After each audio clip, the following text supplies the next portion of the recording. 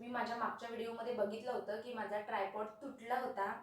तुटला म्हणजे मी मनस्वीला म्हणजे मी जरा दुर्लक्ष केलं, मनस्वीला खेळायला दिला तो, त्याच्यामुळे तिच्या हातातून तुटला. मनस्वी आली आहे बहुतेक, बोलते मी तुमच्यासोबत नंतर. आली आली म्हणूला लागलाय, ती दाखवते तुम्हाला. कुठे लागलं तुला? कुठे लागलं? अरे बापरे, खूप मोठं लागलं ग. इथे लागलाय. कशाने लागलं? हा, बाबामुळे लागलाय तिच्या.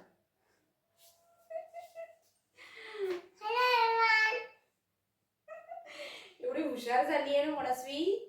तुमच्या चॅनलमध्ये स्वागत करा म्हणते. म्हणजे तिला असं म्हणायचं की आमच्या चॅनलमध्ये तुमचं स्वागत आहे. आमच्या चॅनलमध्ये तुमचं स्वागत आहे. यस. आणि मनस्वीची आणि माझी पर्सनली रिक्वेस्ट आहे तुम्हाला, जर माझं चॅनल नवीन व्यक्ती बघत असेल तर प्लीज सबस्क्राईब करा, लाईक करा आणि समोर शेअर सुद्धा करा. आणि मी म्हणत होती तुम्हाला की माझं ट्रायपॉड तुटलं, माझी चूक होती. मी मनस्वीला ते खेळायला दिलं आणि तिच्या हातातून तुटलं ते.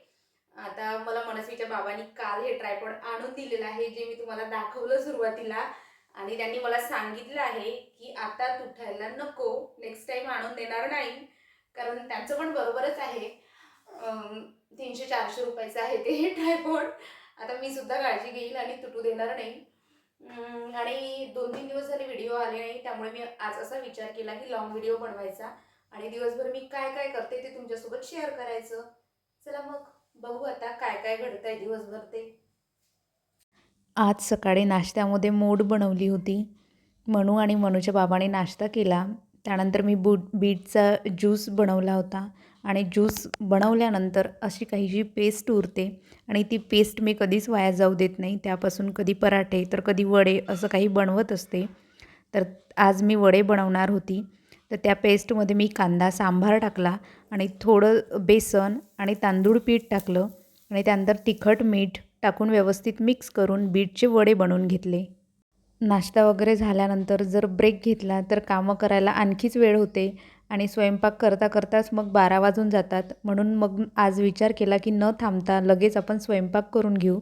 तर आज मला ढेमसाची भाजी बनवायची होती. तर ढेमसाची भाजी मी अगदी साध्या प्रकारे बनवते. कांदा तेलात होऊ दिला, त्यानंतर ढेमसं चिरून घेतले. आज माझ्याकडे लसणाची पेस्ट करून नव्हती, तर 2-3 लसणाच्या कळ्या चिरून घेतल्या आणि त्याच टाकल्या मग मी भाजीला. आणि नेमके आज मनस्वीचे बाबा जेवायला नसणार होते. आम्ही दोघीच असल्यामुळे शॉर्टकटमध्ये स्वयंपाक करून घ्यायचा होता. कांदा आणि लसण झाल्यानंतर त्यात टमाटर टाकलं आणि टमाटर टाकल्यानंतर आपल्याकडे जे सुके मसाले असतात, तिखट, मीठ, हळद आणि धणेपूड वगैरे ते टाकलं आणि त्यानंतर ढेमसं टाकून घेतले. अशा ज्या सुक्या भाज्या असतात त्या पाणी न टाकता बनवल्या तर खूप छान लागतात. आणि जर पाणी टाकण्याची गरज वाटलीच तर थोडंसं गरम पाणी टाकावं, जेणेकरून भाजीची टेस्ट जाणार नाही. आणि वरतून मस्त सांबार टाकला आणि थोडा वेळ भाजीला झाकून ठेवलं आणि माझी भाजी तयार होती. आणि आज मला तीळ आणि शेंगदाण्याचे लाडू बनवून घ्यायचे होते गूळ टाकून. त्यासाठीच मी इथे तीळ काढून घेत होती, कारण ते उन्हातसुद्धा वाळत घालत ठेवते मी थोडा वेळ आधी.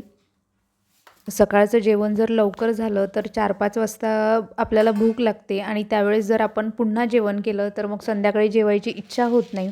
मग त्यावेळेस खाण्यासाठी म्हणून मला लाडू बनवून ठेवायचे होते. हे मनूलासुद्धा जमणार होते आणि मलासुद्धा.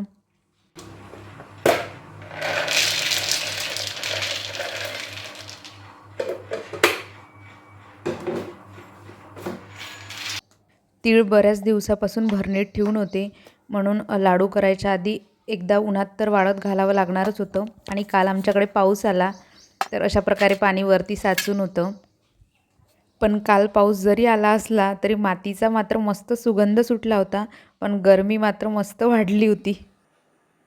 काल पाऊस पडला पण गरमी काही कमी झाली नाही, एवढी गरमी होत आहे. पण चला ठीक आहे, ऊन पण तापली आज बऱ्यापैकी. आणि आज मला साबुदाणे आणि भगरच्या चकल्या बनवून घ्यायच्या आहे. आणि नेमके आज मनूचे बाबा घरी नाही आहे. ते घरी असले तर एक्स्ट्राचे कामं करू देत नाही. ते घरी नसल्यामुळे त्याचा फायदा घेतला पाहिजे. तर आज त्या चकल्या कशा बनवायच्या आपण ते बघू. 12:30 वाजले आहे. माझे सगळे कामं आटपून झाले.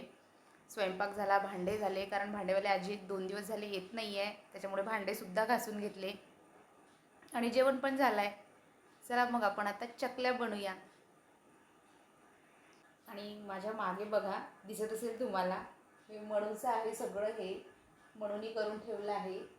तेव्हा मी इथे नव्हती, तेव्हा तिला माझ्या ज्याही सगळ्या पेन पेन्सिल जे रंगवालं असं म्हणजे जे सामान असते कलरिंगचं ते माझ्याकडे होतं आधीचं. ते मनूच्या बाबाने मी नसल्यामुळे सगळं तिला खेळायला दिलं आणि तिने अशा सगळ्या भिंती रंगून ठेवल्या. बऱ्याच ठिकाणी आहे. बघू, काहीतरी उपाय करीन मी याच्यावर आणि हे काढून टाकीन एक दिवस. ठीक आहे, मग चला आता चकल्या बनवूया. आधी या उपवासाच्या चकल्या बनवण्यासाठी मी इथे 4 वाटी पाणी घेतलेलं आहे. त्यात जिरं, मीठ आणि चिली फ्लेक्स टाकलेला आहे. त्यानंतर हा 2 वाटी भगर आहे जो मी धुवून घेतलेला आहे. पाण्याला एकदा उकळी आल्यानंतर त्यात तो भगर टाकला आणि भगरला शिजू दिलं.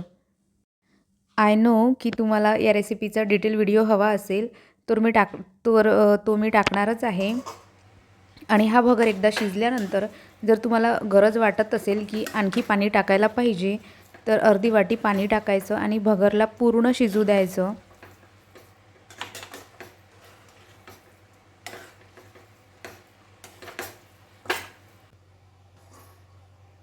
पंधरा ते 20 मिनिटानंतर आपला भगर शिजून तयार आहे.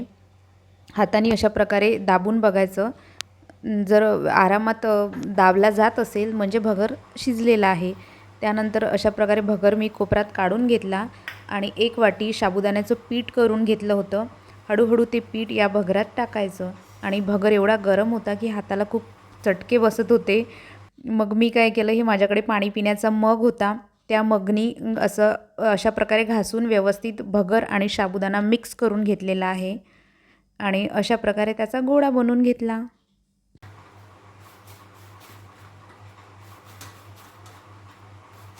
आणि मी आज सकाळीच असा विचार केला होता की आज संध्याकाळच्या स्वयंपाकापर्यंतचं जे माझं रुटीन आहे आणि जेही दिवसभरात गोष्टी घडतील त्या तुमच्यासोबत शेअर करते म्हणून.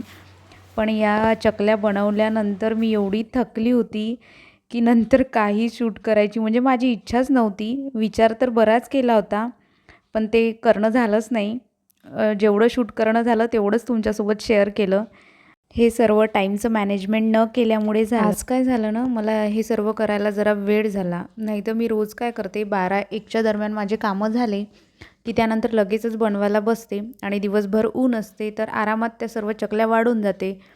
पण आज मला जरा बनवायला वेळच झाला आणि 3 वाजले होते जवळपास. ऊन नव्हती म्हणून मग मी बाहेरच करायला बसली. पण बाहेर एवढी गरमी होती की माझ्याच्याने बाहेर काही थांबणं झालं नाही.